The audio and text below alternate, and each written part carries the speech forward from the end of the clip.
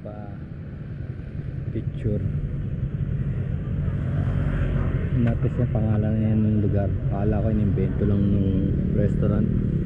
Yan pala talaga ang pangalan nitong barangay na to.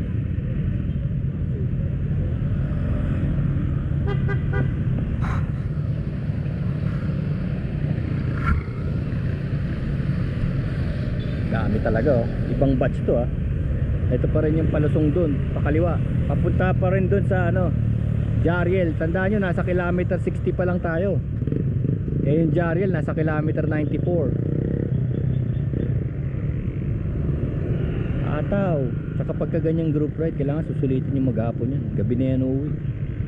Gabi na magsisiuwi yan. Ito yung mga trabahador dito oh. Rambutan, marami rambutan dito eh. Kaya lang yung rambutan dito hindi magandang klase. Yung shell nakadikit sa laman. Uy, si Purple Rider oh. Si Tatay Dan. Ah hindi. Hindi, kamukha lang purple. Iba yun.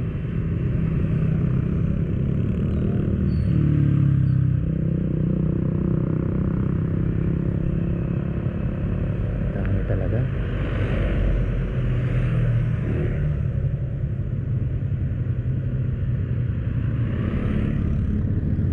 Meron siyang ano, Partisio kape. Naantay ko pa rin yung low and slow kung nandito sila. Wala talaga.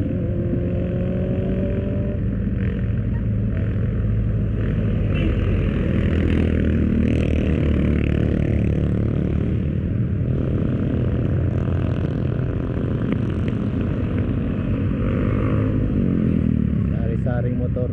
Kasi dito may pang gasolina ka lang, may pang lomi ka lang.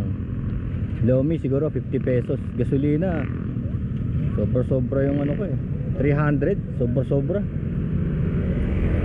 Kasi nagtagaytay ako eh 180 km, sobra pa yung 300. Dito siguro mga 150, siguro 100 pwede na.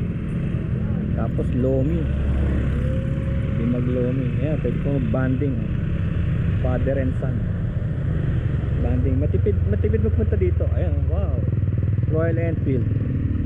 Hindi naman kailangan maingay yung pipe po. Tignan mo, swabe oh. Cool. Ito mga top bike. Ito mo talagang tumira. Yamaha. Ano ba yan?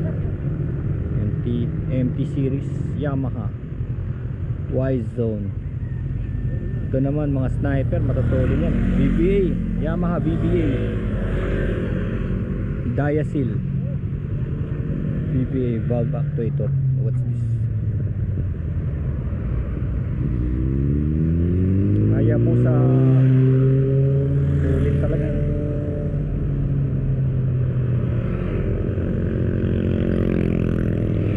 Ang ganda ng tunog pagka D4. Ayan o, yan nagkakaproblema o. Minsan liliko lang ng simple, pero dahil high speed yung takbuhan, dyan naiipit yung mga nag-aalangan na ganyan. Dyan naiipit yung mga motor, nakabanggaan. Ayan o, nag-aalangan pa siya. Hindi niya alam kung saan papasok.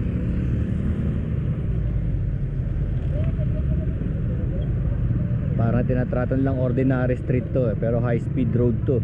Kahit na ganyan na itsura niya, Marilake Highway, high speed ang takbuhan.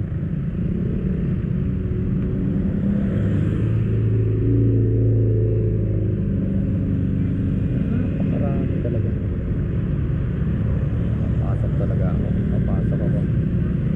Malaman natin dyan. Ay, ayun. Yung parang coffee shop doon, pero saan na natin?